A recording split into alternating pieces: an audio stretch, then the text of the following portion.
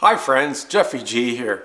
Lately I've taken a big interest into all of these advertisements I get for music apps that claim to be artificial intelligence. Now I come from a software environment and I can tell you that most of these programs are not really artificial intelligence, but when you get into the music production sphere, the definition of artificial intelligence is a little bit loose. I can tell you that most of them are helper apps for people who don't have a background in music theory. And some of them are pretty good. I'm actually quite interested in investigating them further. And over the next couple weeks, I'm going to do more videos on these individual products. Which ones are good, which ones are helpful, which ones are targeting a certain audience. Are they made for non-musician producers? Are they for people who are looking for creative inspiration?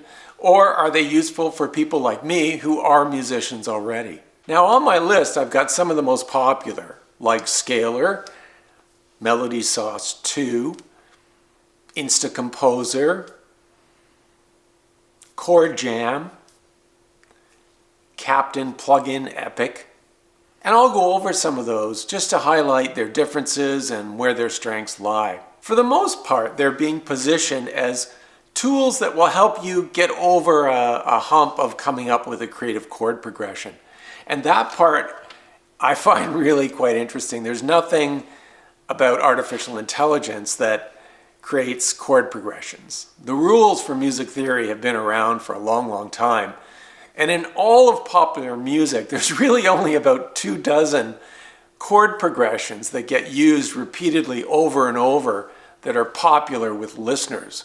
If you stray too far from those acceptable chord progressions, people might not like your song at all. They might see it as experimental or outside the box of normal. So using these tools to come up with chord progressions is kind of the next step after Midi Packs. 4 or 5 years ago, there were lots of Midi Packs on the market and you could download lots of free MIDI. If you were the kind of person that wasn't able to come up with a chord progression, a melody, and a bass line. Most of these software apps have made that process much easier. Now, on the topic of artificial intelligence, true AI apps are learning apps.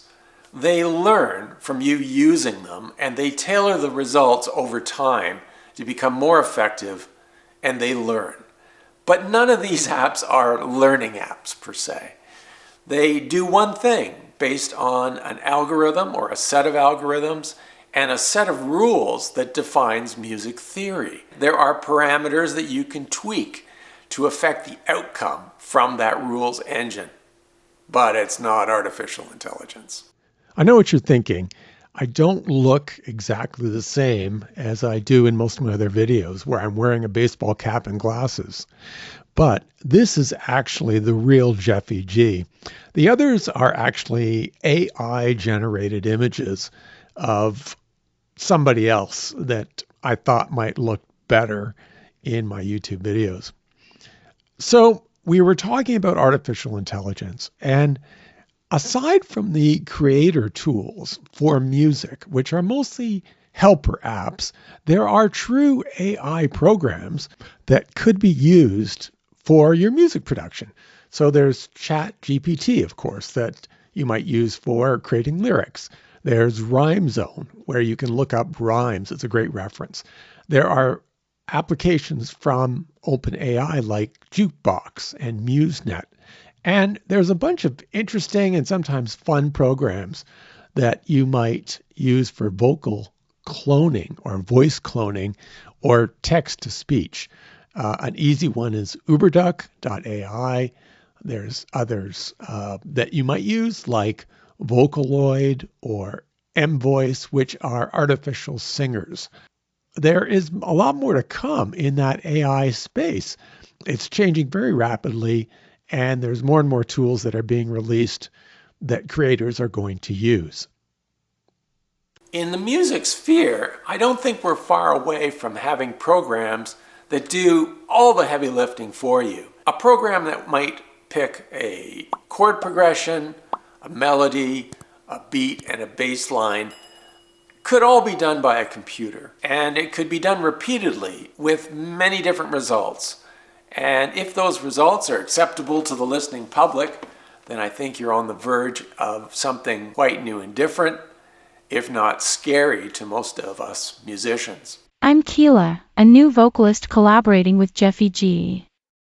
I have perfect pitch and many years of formal vocal training, plus I like every kind of music from modern EDM, dance, and chill to classic rock or indie music and funk. Working with JeffyG is a real pleasure because he's so talented and knows so much about composing songs. Our first song is called 18 and an early version is available for you to listen to on SoundCloud with a link in this YouTube description. Be sure to give it a listen. You'll be hearing more from me on more songs in the near future. At the moment, most of these music apps that claim artificial intelligence are targeting musicians and producers. They're expecting us to buy these products. And in some areas, they're eliminating jobs. For example, if you create your own song and you go through the mixing process, you might have taken it to a mastering service in the past where you're paying for the ears and expertise of an individual who has a lot of experience mastering music. There are a lot of tools out there now, like the Isotope Ozone 10 product and Audio Lens, that can make that process easier for the home recording artist. You don't really have to hire somebody. And that's it's a bit scary. I can't tell you whether the results are better or worse than hiring a professional mix engineer, but we'll see over time.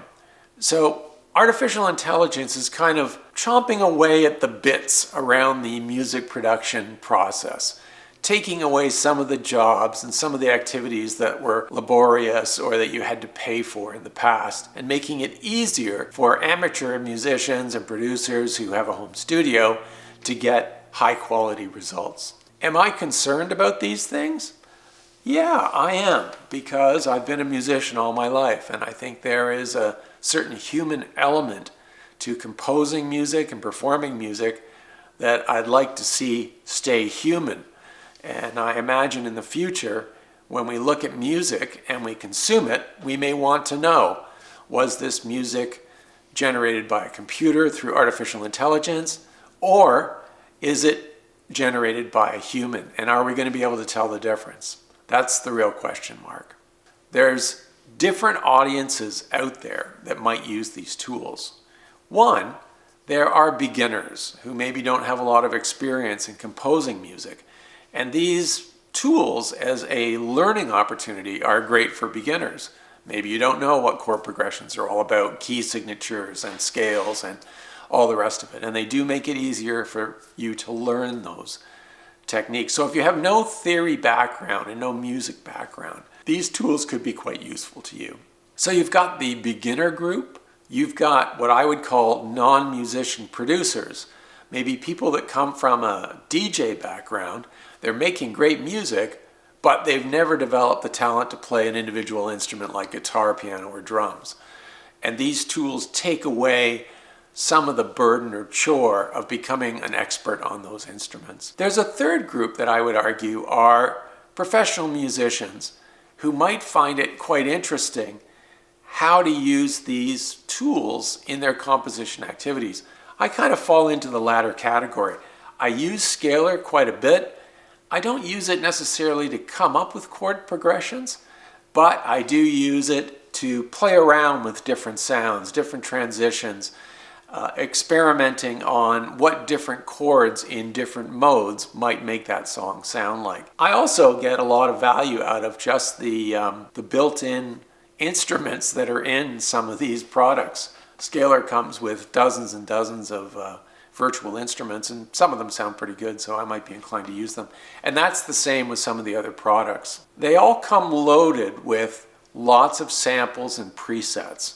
So for a relatively small investment, you're not only getting a helper tool, but you're also getting virtual instruments, effects like reverb and delay, and you might get an arpeggiator. You may get some scale control type tools that ensure that anything that you play on a keyboard is in the scale and the mode of the song that you're writing. If you found this topic interesting and this video useful, click on the like button. And if you didn't like it, click on unlike. Either way, consider subscribing to the channel and the notification bell to get updates when I release new videos. This topic around AI for creators and music production is going to be big. It's fast moving and things are changing quickly. So in order to stay up to speed, follow my YouTube channel for new and exciting things to come. Thanks for watching. This is JeffyG.